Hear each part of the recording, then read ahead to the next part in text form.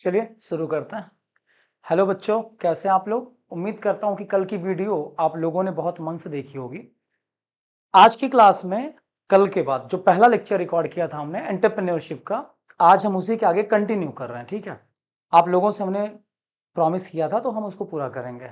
पूरा सीरीज बनाएंगे, चाहे कितना भी टाइम लग जाए, बट आपके एग्जाम के पहले हो जाएगा। आप लोग याद रखिए कि कल हमने क्या बात की थी। हमने बताया था कि कल एंटरप्रेन्योरशिप क्या होती है, एंटरप्रेन्योर कौन होता है, एंटरप्रेन्योरशिप की मीनिंग डेफिनेशन बताई थी, इवन नेचर भी बता लिया था, और थोड़ा बहुत हमने क्वालिटीज और कैरेक्टरिस्टिक्स बताया था एक एंटरप्रेन्योर का कैसे होना चाहिए। ठीक है, आज की क्लास में हम बहुत इजी टॉपिक पे चर्चा करेंगे और इसके बाद इसी के साथ आपका पहला जो चैप्टर होगा वो खत्म हो जाएगा, क्योंकि बेटा कोई भी चैप्टर एक वीडियो में बना पाना आसान नहीं होता है, थोड़ा सा लेंदी बन जाता है और हम थोड़ा स्लो पढ़ाते हैं, थोड़ा सा समझाते हैं तो थोड़ा टाइम लगेगा, ध्यान दीजिएगा। चलिए, आज की क्लास में देखो एक बात और नोट कर लो, कभी भी किसी सक्सेस का शॉर्टकट नहीं होता। आपको लगता है कि आप एग्जाम निकाल लेंगे, अच्छी बात है, बहुत अच्छी बात है, इसलिए तो मेहनत किया जा रहा है, बट बेटा कहीं ना कहीं कल को अगर आप इसे सीरियसली पढ़ते हैं, डीप में पढ़ते हैं, तो आपके ये फ्यूचर में बहुत काम आएगा। ऐसा नहीं कि आप आज सिर्फ एग्जाम के लिए पढ़ लिया हो गया, ये बहुत अच्छे सब्जेक्ट होता है। ठीक है, चलिए आज की क्लास में हम कई चीजें पढ़ेंगे कि एक एंटरप्रेन्योरशिप की नीड क्यों पड़ती है, इसके एडवांटेज क्या होते हैं, इसके प्रॉब्लम्स क्या है, मतलब बैरियर्स क्या हैं, इसके साथ साथ एंटरप्रेन्योरशिप का रोल क्या है देश की इकोनॉमी में ग्रोथ करने में। ठीक है, इकोनॉमी को ग्रोथ करने में नेशनल एक एंटरप्रेन्योरशिप की क्या आवश्यकता पड़ती है या क्या रोल होता है। चलिए शुरू करते हैं। ठीक है, देखिए हमने टाइम बचाने के लिए लिख दिया है, टाइम लगता हम लिखते हैं, आज पीपीटी से नहीं, हम खुद मैनुअल कर रहे हैं। जहां जरूरत पड़ेगी हम पीपीटी यूज करेंगे, वरना मैनुअली ही पढ़ाएंगे। ठीक है, आप समझेंगे अच्छे से। आइए देखते हैं।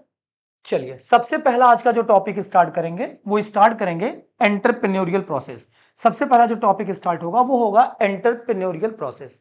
एंटरप्रेन्योरियल प्रोसेस का मतलब क्या होता है, इसका मतलब ये होता है कि एक जो एंटरप्रेन्योर है, जो व्यक्ति एंटरप्रेन्योरशिप के बारे में सोच रहा है, जो व्यक्ति अपने बिजनेस को यूनिक तरीके से इनोवेटिव वे में चलाने के लिए सोच रहा है, वो कैसे अपने उस प्रोसेस को करेगा, कैसे एंटरप्रेन्योरशिप वाले काम को करेगा।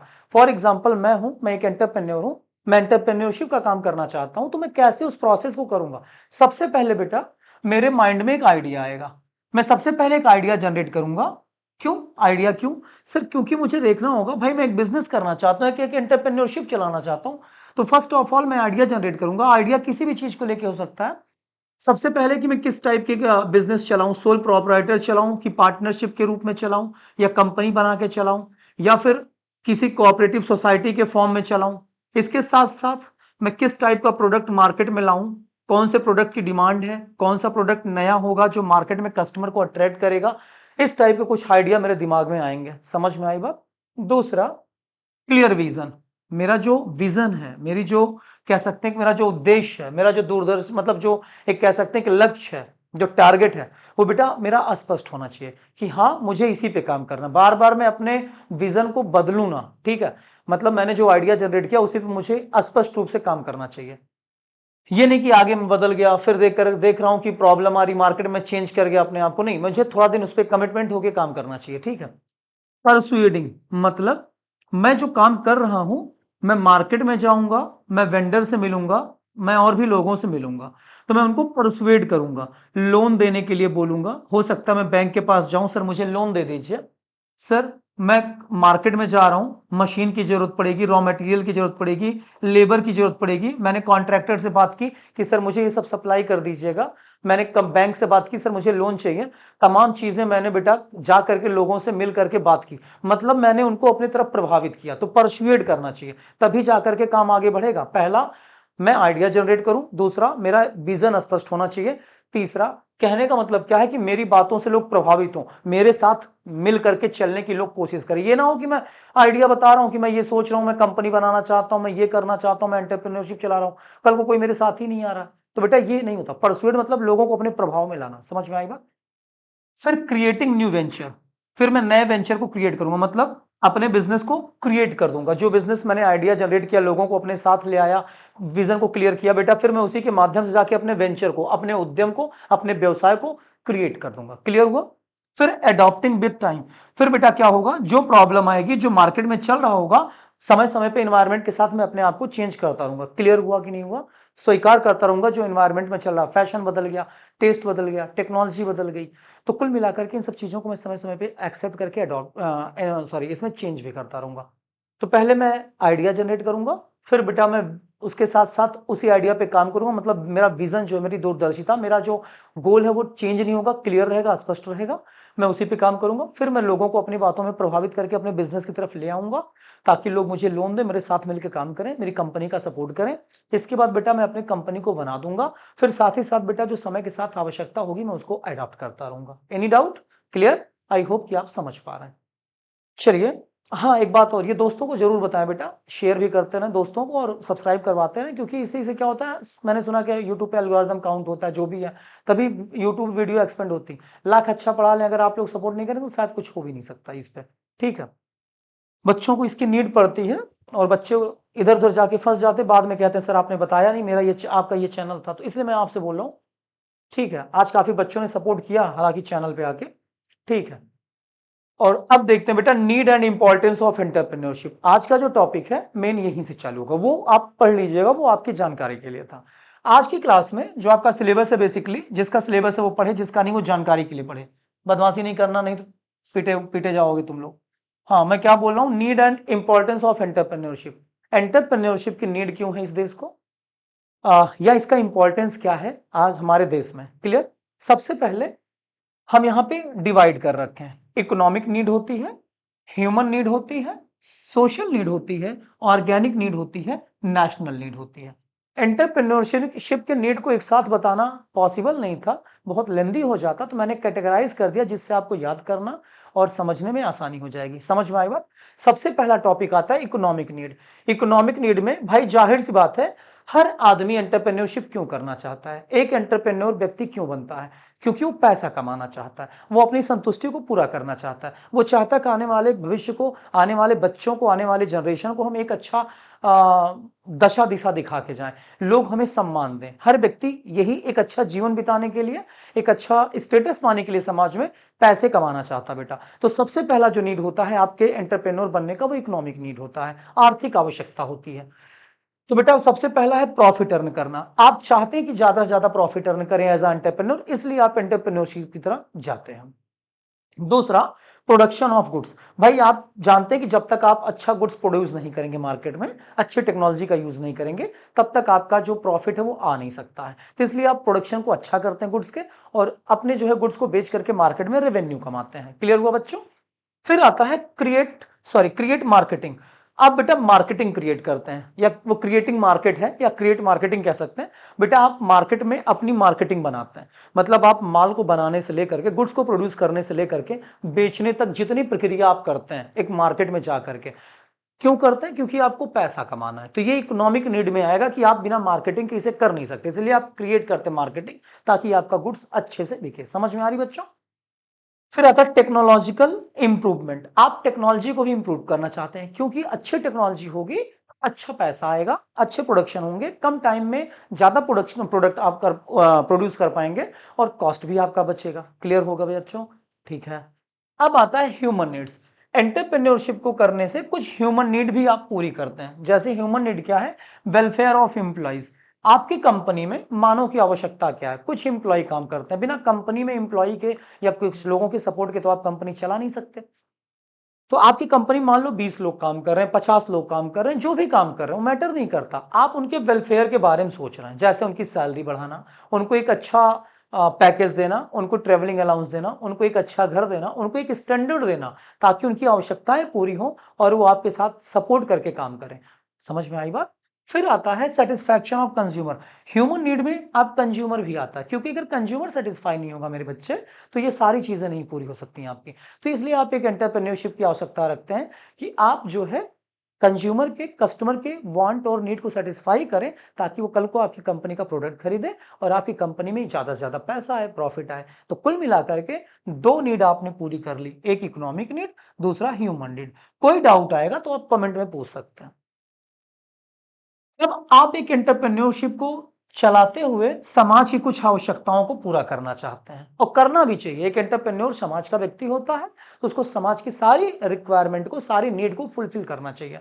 जैसे समाज क्या चाहता है, समाज में आप अवेलेबल कर दें गुड्स को। जब बेटा समाज में आप ज्यादा से ज्यादा माल बना के लाएंगे तो सस्ते माल, अच्छे माल लोगों को मिलेंगे।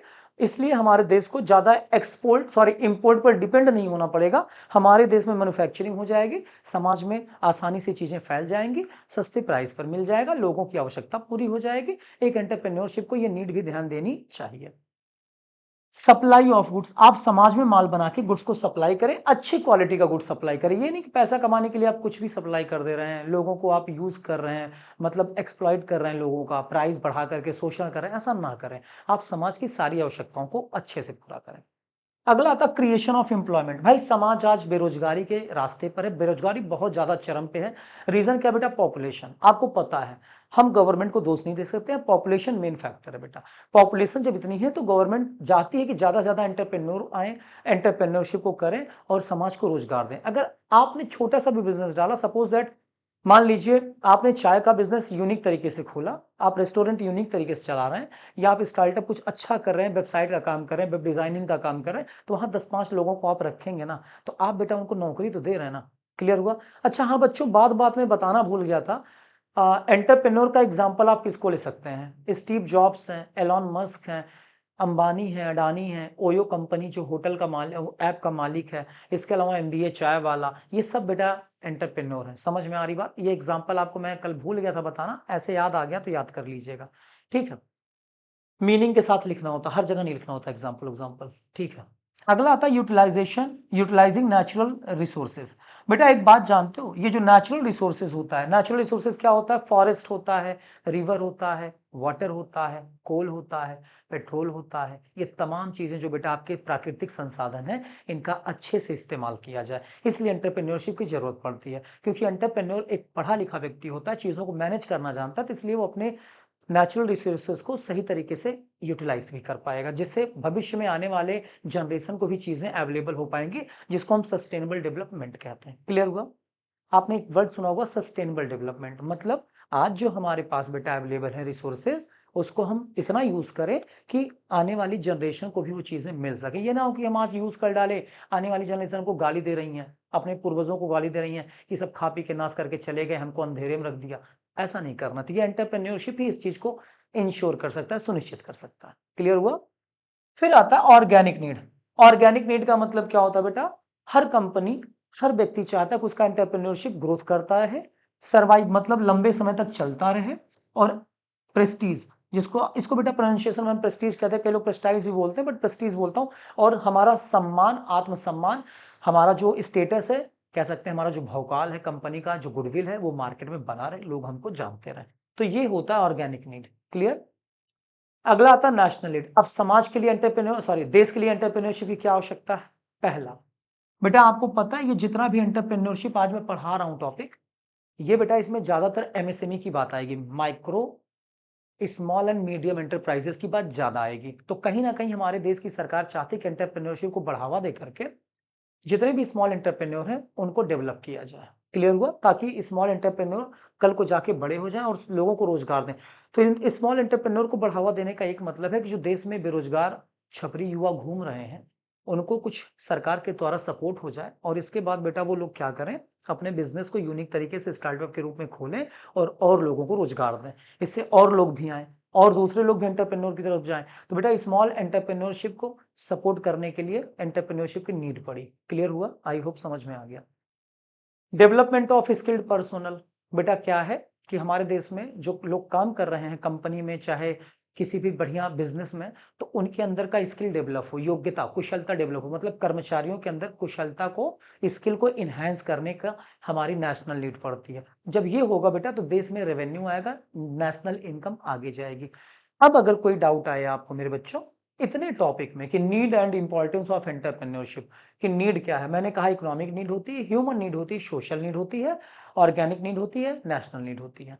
आप इसको चाहे तो एक साथ लिख दें, अगर आप कैटेगराइज करके लिखेंगे, डिवाइड करके लिखेंगे, तो आपको अच्छा रिजल्ट मिलेगा। और आप इसको एग्जाम में फिर एक एक हर पॉइंट के अंदर 2-2 लाइन लिख दें, समझा दें कि एग्जामिनर को सेटिस्फैक्शन हो जाए कि एग्जामिनर जाने कि बच्चा जानता है। क्लियर? आगे देखते हैं।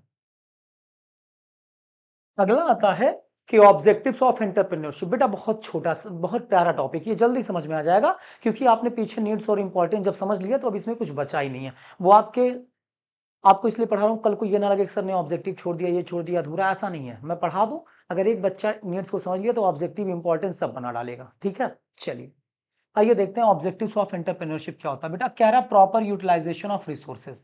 मैंने अभी पीछे वाले लेक्चर में बताया, पिछले टॉपिक में बताया, नीड में बताया कि एक एंटरप्रेन्योर अच्छा मैनेज करने वाला व्यक्ति होता है, समझदार व्यक्ति, जेंटल व्यक्ति होता है, चीज़ों को समझता है, नेचुरल रिसोर्सेज को कैसे यूज़ करना है, यूटिलाइज करना है। जैसे फॉरेस्ट है, पेट्रोल है, वाटर है, एयर है, मिट्टी है, ये हमारे नेचुरल रिसोर्सेज बेटा। इनको कैसे यूज़ करना चाहिए इसको वो जानता है और देश की इनकम को बढ़ाता है और अपने एंटरप्रेन्योरशिप को आगे लेके जाता है ताकि आने वाली जनरेशन के लिए भी चीज़ें अवेलेबल रहें। इसके बाद आता है growth and development of enterprise. बेटा एक बात जान लो, एंटरप्रेन्योरशिप का मतलब होता है, एंटरप्रेन्योरशिप को लाने का उद्देश्य है कि जो हमारा एंटरप्राइज है, जिसके हम व्यवसाय कर रहे हैं, जो हमारा एंटरप्रेन्योरशिप है, जो हमारा व्यवसाय है, उसका ग्रोथ होता रहे और वो डेवलप करता चला जाए। कौन नहीं चाहता कि उसका बिजनेस आगे जाए, आगे ना जाए? कौन नहीं चाहता बेटा? हर व्यक्ति चाहता है कि उसका एंटरप्रेन्योरशिप ग्रोथ करता रहे, डेवलप करता रहे। क्लियर हुआ? फिर आता है प्रमोशन ऑफ रिसर्च। बेटा ऑब्जेक्टिव क्या एंटरप्रेन्योरशिप का, कि हमारा रिसर्च प्रोत्साहित हो। रिसर्च बेटा क्या होता है, जैसे हमें एंटरप्रेन्योरशिप का बिजनेस कर रहे हैं हम लोग, तो हम चाहते हैं कि समय समय पे हमारा रिसर्च चलता रहे कि कौन सा प्रोडक्ट लाना है, प्रोडक्ट में कौन सा फीचर ऐड करना है, कौन से प्रोडक्ट को मार्केट से बाहर करना है, कस्टमर की क्या डिमांड हो गई है, कस्टमर किस चीज़ के फैशन और टेस्ट को फॉलो कर रहा है। तो बेटा ताकि हम मार्केट में बने रहें तो हम हमेशा प्रमोट करते रहें अपने रिसर्च को, ताकि हम पीछे ना होने पाए कॉम्पिटिशन में। Clear? Better quality of goods, कहने का मतलब क्या बेटा कि आप एंटरप्रेन्योरशिप इसलिए करते हैं, आपका उद्देश्य है कि आप अच्छे गुड्स जो है, अच्छी क्वालिटी के गुड्स अच्छे प्राइस पर आप कस्टमर को दे सकें, जिससे आपकी इकोनॉमिक नीड पूरी हो, आपको प्रॉफिट मिलता रहे।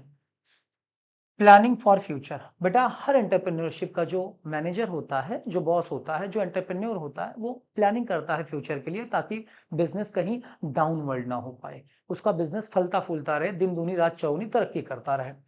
फिर आता है improve overall performance. Overall performance का मतलब चारों तरफ परफॉर्मेंस, हमारा कार्य का जो करने का तरीका है, परफॉर्मेंस है कंपनी का, बिजनेस का, एंटरप्रेन्योरशिप का, वो इंप्रूव कर जाए, सुधर जाए। जैसे मार्केट के एरिया में, प्रोडक्शन के एरिया में, टेक्नोलॉजी के एरिया में, फाइनेंस के एरिया में, एडवर्टीजमेंट के एरिया में, कंपटीशन के एरिया में, सब तरफ हम ओवरऑल परफॉर्म करते रहे, कहीं पर हम डाउन ना हो। इसीलिए हम एंटरप्रेन्योरशिप को अच्छा करने की कोशिश करते हैं, यही हमारे एंटरप्रेन्योरशिप का उद्देश्य हो। समझ में आया? फिर आता है इंक्रीज गुडविल। बच्चे, हर व्यक्ति आज गुडविल कमाना चाहता है, बिजनेस गुडविल पे टिका होता है। अगर आप अच्छा एंटरप्रेन्योरशिप कर रहे हैं तो आप हमेशा चाहेंगे कि आपकी गुडविल बनी रहे, इमेज बनी रहे, रेपुटेशन बना रहे, जिससे कल को कंपनी से लोन मिल सके, सॉरी बैंकों से लोन मिल सके, गवर्नमेंट का आपको सपोर्ट हो सके, लोग आपकी कंपनी में इन्वेस्ट कर सके, फॉरेन से भी आपके यहाँ लोग डायरेक्ट इन्वेस्ट करें, एफडीआई आए। तो बेटा इसलिए आप गुडविल को बढ़ाना चाहते हैं, यही उद्देश्य होता है एंटरप्रेन्योरशिप को करने का। अब आप बताएं कोई डाउट? ये देखिए, देख लिया आपने? ठीक है, पीछे मैंने क्या पढ़ाया? पीछे मैंने नीड पढ़ाया। अब आप नीड्स को देख लीजिए, कोई डाउट हो तो बताइए। नीड्स अच्छे से समझ लिया आप लोगों ने? ठीक है, कोई डाउट नहीं होनी चाहिए। अब आगे देखिए आप, यहाँ ये भी मैंने समझाया, स्क्रीनशॉट लेकर के लिख लीजिए। ठीक है, चलिए अब देखते हैं हम लोग बेटा role of entrepreneurship in economic development. अब ये हेडिंग कई बार बच्चों के एग्जाम में आ जाता है, तो बच्चे कहते हैं तो पढ़े नहीं है, जबकि कुछ है ही नहीं है। आपने नीड इंपॉर्टेंस पढ़ा, अगर वो सही से पढ़ लिया तो यहाँ वो लिख सकते हैं बना के, बट आपको नॉलेज के लिए मैं बता दे रहा हूँ ताकि आप कंफ्यूज ना हो। कह रहा है कि role and importance of entrepreneurship in economic development. देश की आर्थिक विकास में क्या रोल है एंटरप्रेन्योरशिप का, मतलब एक एंटरप्रेन्योरशिप की आर्थिक विकास में क्या भूमिका होती है देश के। ठीक है, आपको पता है कि जो भी एंटरप्रेन्योर्स हैं, जो भी बिजनेस हैं, जो भी, चाहे माइक्रो नेचर के बिजनेस हो, चाहे मीडियम हो, चाहे स्मॉल हो, चाहे लार्ज हो, बेटा सब कहीं ना कहीं देश की जीडीपी, नेशनल इनकम में सपोर्ट करते हैं। तो वही कह रहा है कि एंटरप्रेन्योरशिप का देश की इकोनॉमी में क्या रोल होता है। ठीक है, चलिए अब आ रहा है पहला, लार्ज स्केल प्रोडक्शन। हर कंट्री की जो गवर्नमेंट है वो चाहती है कि उसके देश में ज्यादा से ज्यादा बड़े पैमाने पर प्रोडक्शन हो, जिससे वो एक्सपोर्ट कर सके और देश में फॉरेन करेंसी ला सके। जब फॉरेन करेंसी आएगा तो आपके अंदर की जितनी भी इंडस्ट्रियां हैं, उद्योग हैं, वो मजबूत होंगे और साथ ही साथ आपके देश में लोगों को रोजगार मिलेगा। लोगों का जो लिविंग स्टैंडर्ड है बेटा वो अच्छा हो जाएगा और रोजगार मिलेगा तो लोगों के पास पैसा आएगा। तो हर सरकार चाहती है कि ज्यादा से ज्यादा प्रोडक्शन हो। इससे क्या होगा, इंपोर्ट हमें कम करना पड़ेगा। तो देश की इकोनॉमी में आप ज्यादा से ज्यादा प्रोडक्शन बना करके दे दीजिए। क्लियर। दूसरा आता है improvement in standard of living. बेटा मैंने बताया कि जब आपका प्रोडक्शन ज्यादा अच्छा होगा, आपके एंटरप्रेन्योरशिप अच्छे चलेंगे, आप देश में भागीदारी करो तो लोगों को रोजगार मिलेगा, लोगों की इनकम इंप्रूव करेगी, तो पर कैपिटा प्रति व्यक्ति आय जो है वो बढ़ने लगेगी, जिससे लोग अपनी डेली की जरूरतों को पूरा कर पाएंगे। इंफ्रास्ट्रक्चरल फैसिलिटीज, इसका क्या मतलब है बच्चा? इंफ्रास्ट्रक्चरल फैसिलिटीज का मतलब होता है जब आपके देश में एंटरप्रेन्योरशिप को बढ़ावा मिलेगा या अच्छा एंटरप्रेन्योरशिप लोग करेंगे तो रोड, सड़कें, हॉस्पिटल, इलेक्ट्रिसिटी, कम्युनिकेशन, टेलीकॉम, जितना भी सेक्टर है बेटा वो सब इंफ्रास्ट्रक्चर बोला जाता है। यही हमारे देश के आधारभूत संरचनाएं हैं। इनको हम डेवलप करेंगे और ये आगे बढ़ेंगे, जिससे देश को एक दशा और दिशा अच्छा मिलेगा और देश की इमेज हमेशा बनी रहेगी। अगला आता है इंक्रीज पर कैपिटा इनकम। हमने क्या बताया कि भाई जब देश में ज्यादा प्रोडक्शन होगा तो लोगों को रोजगार मिलेगा और लोगों की प्रति व्यक्ति आय बढ़ेगी। ये तो मैंने पहले ही बता दिया। क्रिएटिंग एम्प्लॉयमेंट अपॉर्चुनिटी, अच्छा एंटरप्रेन्योरशिप करोगे तो देश में इंडस्ट्रियों का विकास होगा, उद्योगों का विकास होगा, जिससे लोगों को ज्यादा से ज्यादा रोजगार के अवसर प्राप्त होंगे। समझ में आ रही बात? क्लियर। बैलेंस्ड रीजनल डेवलपमेंट, एक बात याद रखना बेटा, पहले तो आप ये देखो रीजनल डेवलपमेंट क्या होता है। आपको पता है आज हर जिले में कोई गांव ऐसा होगा जो बहुत पीछे होगा, या कोई जिला बहुत पीछे होगा, दूसरा जिला कोई बहुत आगे होगा। तो जब एक एंटरप्रेन्योरशिप आएगा तो उससे क्या होगा, हर जिले का विकास होगा, हर क्षेत्र का विकास होगा। तो संतुलित होकर के हर एक एरिया विकसित होगा, जिससे देश में सबको सुखी, सब समृद्धि होंगे, रोजगार मिलेगा। मैंने बताया लोगों के पैसे बढ़ेंगे, देश में लोगों की स्टैंडर्ड ऑफ लिविंग बढ़ेगी, देश का जीडीपी बढ़ेगा। ये एंटरप्रेन्योरशिप का इकोनॉमिक में भूमिका है। क्लियर। फिर आता है रूरल डेवलपमेंट, गांव का विकास होगा। हमने बताया गांव में लोगों को रोजगार मिलेगा, लाइट मिलेगी, सड़कें मिलेंगी, लोगों की एक अच्छी पहचान, एक अच्छी जिंदगी मिलेगी एंटरप्रेन्योरशिप से। आप एंटरप्रेन्योरशिप को हल्के मत लीजिए, एक यूनिक बिजनेस है ये। Reducing unrest and social tension, बेटा जो आज आए दिन उद्योगों में अशांति होती है, लड़ाई झगड़े होते रहते हैं, धरना प्रदर्शन, स्ट्राइक, हड़ताल, ये कम हो जाएगा। समाज में टेंशन, युवाओं में जो टेंशन है रोजगार को लेकर के, करियर को लेकर के, ये टेंशन कम हो जाएगी, क्योंकि एंटरप्रेन्योरशिप जैसी चीजें जब देश में होने लगेंगी, ज्यादा बड़े पैमाने पर एंटरप्रेन्योर आ जाएंगे, बिजनेस करेंगे, तो लोगों को रोजगार, लोगों को मोटिवेशन मिलेगा, इसलिए युवाओं में टेंशन खत्म हो जाएगी। और हर सरकार चाहती है कि उसके देश में ज्यादा से ज्यादा एंटरप्रेन्योरशिप हो। क्लियर हुआ कि नहीं हुआ? ठीक है। अगला आता है प्रमोशन ऑफ एक्सपोर्ट। मैंने कहा कि जब ज्यादा ज्यादा प्रोडक्शन होगा तो आप एक्सपोर्ट को प्रमोट कर पाएंगे, वरना आप अपने देश में जब बना ही नहीं पा रहे हैं तो दूसरे देशों से माल मंगाएंगे और फिर वही है कि दूसरे देशों को पेमेंट करेंगे फालतू में बैठ के, जिससे आपका बैलेंस ऑफ पेमेंट माइनस हो जाएगा। क्लियर। इंक्रीज नेशनल इनकम, बेटा कह रहा है कि आपके देश में जो इंक्रीज होगा नेशनल इनकम वो बहुत तेजी से होगा, जीडीपी बढ़ेगी, नेशनल इनकम बढ़ेगा। ये सब आपने पढ़ा हुआ है। राष्ट्र की आय बढ़ेगी, जिससे राष्ट्र की आय बढ़ेगी तो सरकार को कल बजट बनाने में फायदा होगा, फिर पब्लिक का फायदा होगा, फिर देश का फायदा होगा। तो चीजें एक दूसरे से कनेक्टेड है, लिंक्ड है। क्लियर। ठीक है, अब इसका आप स्क्रीनशॉट ले सकते हैं और इसको आप आराम से लिख सकते हैं। मैं साइड हो जा रहा हूं। ठीक है, अब आगे देखते हैं। लास्ट पॉइंट आता है, इतना तो हमने प्रवचन आपको दे दिया, बट यहां पर देखने वाली बात है प्रॉब्लम ऑफ एंटरप्रेन्योरशिप। सब कुछ होते हुए कहीं ना कहीं आज हमारे देश में एंटरप्रेन्योरशिप के लिए बहुत समस्याएं हैं। भले हम इतना सब कुछ पढ़ा डाले, ये बहुत अच्छी बात है, हमें समस्याओं को देखते हुए बिजनेस करना चाहिए, बट ये नहीं कि हमारे बिजनेस में समस्याएं आड़े आए, ऐसा नहीं है। जरूरी कि हमारे लिए समस्याएं ही आए, लेकिन समस्याएं हैं। आइए देखते हैं क्या समस्या है। पहला है लैक ऑफ सपोर्ट। अब इसका मतलब आराम से आप समझिए बेटा, हमारे देश में किसी भी बिजनेस को करने के लिए या किसी भी देश में बिजनेस को करने के लिए कैपिटल की जरूरत होती है, गवर्नमेंट के सपोर्ट की जरूरत होती है, फाइनेंशियल इंस्टीट्यूशन, वित्तीय संस्थाएं और बैंकों के सपोर्ट की जरूरत होती है।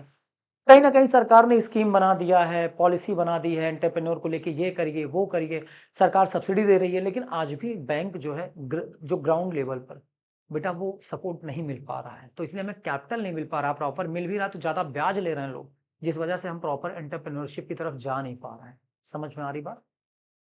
दूसरा आ रहा है इनकॉम्पिटेंट मैनेजमेंट। इतना सब कुछ पढ़ने और ट्रेनिंग के बाद भी प्रॉपर मैनेजमेंट लोगों को नहीं आता है। अब ये मत कहना सर आपको आता है, बिल्कुल नहीं, क्योंकि इसके लिए प्रॉपर जो प्रोफेशनल टीम होती है, प्रोफेशनल लोग होते हैं बेटा, वो बड़े महंगे होते हैं। आपको मैं आने वाले समय में एक चैप्टर पढ़ाऊंगा, ईडीपी, एंटरप्रेन्योरियल डेवलपमेंट प्रोग्राम, वहां बताऊंगा कि ट्रेनिंग होती कैसे। जब अच्छा मैनेजमेंट आपको नहीं सीखने को मिलेगा तो आप कौन सा एंटरप्रेन्योरशिप चलाओगे। तो यहाँ पर प्रॉपर मैनेजमेंट आपको चीजें मिलती नहीं, इसलिए आप इनकॉम्पिटेंट, असमर्थ हो जाते हैं। ये समस्या फिर आपको कंपनी चलाने में क्रिएट होती है। अगला आता है storage of resource, sorry, shortage of resources. संसाधनों की बड़ी कमी है, कच्चा माल हो गया, लेबर तो मान लीजिए है लेकिन स्किल्ड लेबर नहीं है। समझ में आ रही बात। और इसके अलावा मशीन, आपके पास एडवांस टेक्नोलॉजी नहीं है। तमाम चीजों की प्रॉब्लम आज भी आपके देश में, भले तमाम किताबों में लिख दिया गया ये है वो है कुछ ऐसा, लेकिन समस्या तो झेलनी पड़ेगी। हाँ, इंप्रूव हुआ है अपने देश की चीजें, बट अभी इतना नहीं हुई है। Shortage of infrastructural facilities. अब बेटा, इंफ्रास्ट्रक्चरल फैसिलिटीज का मतलब ये है कि रोड, सड़कें, लाइट, ट्रांसपोर्ट, कम्युनिकेशन, आज भी अपने देश में बहुत से ऐसे सेक्टर हैं जहां पर चीजें अवेलेबल नहीं है। अगर शहरों को छोड़ दें तो गांव सेक्टर में आज भी बड़ी प्रॉब्लम है। गर्मी में तो लाइट ही नहीं आती, आप खोल के बिजनेस बैठे रहे, जनरेटर्स कितना बना लेंगे आप। तो कहीं ना कहीं ये चीजें आज भी आपके देश में प्रॉब्लम कर रही हैं। क्लियर। फिर आता है इंफीरियर कम्युनिकेशन नेटवर्क। आपके देश में जो एंटरप्रेन्योर्स होते हैं बेटा, उनका कम्युनिकेशन जो नेटवर्क है वो बहुत वीक है। कम्युनिकेशन नेटवर्क का मतलब होता है कोई भी इंफॉर्मेशन अगर उन्हें किसी को देनी, चाहे पब्लिक को देनी है, चाहे इंप्लॉय को देनी है, प्रॉपर कम्युनिकेशन का मॉडल वो फॉलो नहीं कर पा रहे हैं, क्योंकि उनके पास एडवांस टेक्नोलॉजी ही नहीं है। टेक्नोलॉजी महंगी आती है, उसके लिए पैसा नहीं है। तो कहीं ना कम्युनिकेशन इंफीरियर है, ओल्ड टाइप का है, पुराना है। कुछ मैसेज कस्टमर को, कुछ मैसेज पब्लिक को या कंपनी के एम्प्लॉय को पहुंचता, कुछ नहीं पहुंचता, जिससे कंपनी को, एंटरप्रेन्योरशिप को चलाने में बड़ी प्रॉब्लम आती है। अगला आता है कॉम्प्लिकेटेड प्रोसीजर। इसका मतलब होता है जटिल प्रक्रिया। ये क्या होता है, आप जब कोई एंटरप्रेन्योरशिप का काम करेंगे, अगर आप पार्टनरशिप के फॉर्म में काम कर रहे हैं, आप कंपनी के फॉर्म में काम कर रहे हैं, आप एलएलपी के फॉर्म में कर रहे हैं, या आप सोल प्रोप्राइटर के फॉर्म में कर रहे हैं, तो गवर्नमेंट की तरफ से कई फॉर्मेलिटीज आपको फॉलो करनी पड़ती हैं। रजिस्ट्रेशन है, लाइसेंसिंग है, इसके अलावा कई स्कीम में आपको इन्वॉल्व होना, तो उसके लिए आपको एनरोल्ड कराना। तो तमाम प्रकार की प्रक्रियाओं को फॉलो करने में, मतलब नियम कानूनों को फॉलो करने में आपको काफी कठिनाइयों का सामना करना पड़ता है। तो इसलिए आपका जो मोटिवेशन और डिमोटिवेशन में, मतलब जो मनोबल बढ़ता है वो डाउन हो जाता है। तो ये समस्या एक एंटरप्रेन्योर के लिए, सरकार ने अभी भी चीजों को इजी नहीं बनाया हुआ है। अगला आता है मार्केटिंग प्रॉब्लम। सब कुछ तो ठीक है, लेकिन माल बनाने से लेकर के मार्केट में माल को पहुंचाने तक की जो प्रक्रिया, वो मार्केटिंग होती है। तो उसके लिए, प्रोडक्शन के लिए मशीन, बढ़िया एडवर्टीजमेंट, प्रमोशन, मार्केट की बढ़िया बढ़िया मार्केट का प्लेस वगैरह चयन करना, प्राइस चयन करना, आज भी एक बहुत बड़ी समस्या बनी हुई है। क्लियर हुआ। तो कुल मिलाकर के मार्केटिंग प्रॉब्लम भी एक एंटरप्रेन्योर को झेलना पड़ रहा है, ये समस्या है। इसके बाद आता है लैक ऑफ इंफॉर्मेशन। आज भी सरकार कौन सी स्कीम ले आ रही है, कौन सी इंसेंटिव लेके आ रही है, कौन सी सब्सिडी लेके आ रही है, किस टाइप का सपोर्ट लेके आ रही है, मार्केट में क्या चल रहा है, कस्टमर क्या चाहता है, आज भी ये सारी इंफॉर्मेशन इकट्ठा नहीं मिल पाती। जब तक मिलती तब तक बहुत लेट हो चुका होता है, जिससे बिजनेस हमारा डाउनवर्ड जाने लगता है। तो इन्फॉर्मेशन हमें सारा नहीं मिल पाता समय पे बेटा। समझ में आई बात। फिर आता है लैक ऑफ ट्रेनिंग फैसिलिटीज। मैंने बताया कि आने वाले समय में आपको ईडीपी नाम का चैप्टर पढ़ाऊंगा, एंटरप्रेन्योरियल डेवलपमेंट प्रोग्राम। वहां बताऊंगा कि ट्रेनिंग दी जाती है, एंटरप्रेन्योर बनाया जाता है अपने देश में। बहुत सारी संस्थाएं जो आपको एंटरप्रेन्योर की ट्रेनिंग देती है, मैं नाम बताऊंगा, समझाऊंगा, अच्छे से क्लियर हो जाएगा। तो कुल मिलाकर के आपको बताऊं बेटा, ट्रेनिंग फैसिलिटीज भी आपके देश में बहुत पुअर है। भले लोग एंटरप्रेन्योर की ट्रेनिंग लेते हैं, लेकिन उस लेवल की नहीं, उस स्टैंडर्ड की नहीं है, जिस वजह से आज भी एंटरप्रेन्योरशिप जैसा बिजनेस करना आसान नहीं रह गया। फिर आता बेटा लैक ऑफ एडवांस टेक्नोलॉजी। सब कुछ तो ठीक है, एडवांस टेक्नोलॉजी कहाँ से आएगी जब पैसा नहीं, सपोर्ट नहीं, तो कौन सी टेक्नोलॉजी फॉलो करोगे। क्योंकि आप तो छोटे लेवल पे बिजनेस स्टार्ट किए, स्टार्टअप टाइप का किए हो ना, तो आपके पास इतना फंड आएगा कहाँ से। अंबानी अडानी तो सब है नहीं, टाटा बिरला तो है नहीं सब। तो बेटा इसलिए एडवांस टेक्नोलॉजी को फॉलो कर पाना भी आसान नहीं है। ये सारी समस्याएं हैं। तो आई होप कि आज की क्लास आपको, उम्मीद है, समझ में आ गई होगी। कल की जो क्लास है वो आपको मैं बताऊंगा थ्योरीज ऑफ एंटरप्रेन्योरशिप। आपकी थ्योरीज वाला टॉपिक स्टार्ट करेंगे कल। ये बहुत इंपॉर्टेंट टॉपिक है, एग्जाम में 100% आता रहता है। थैंक यू बच्चों, मिलते हैं कल।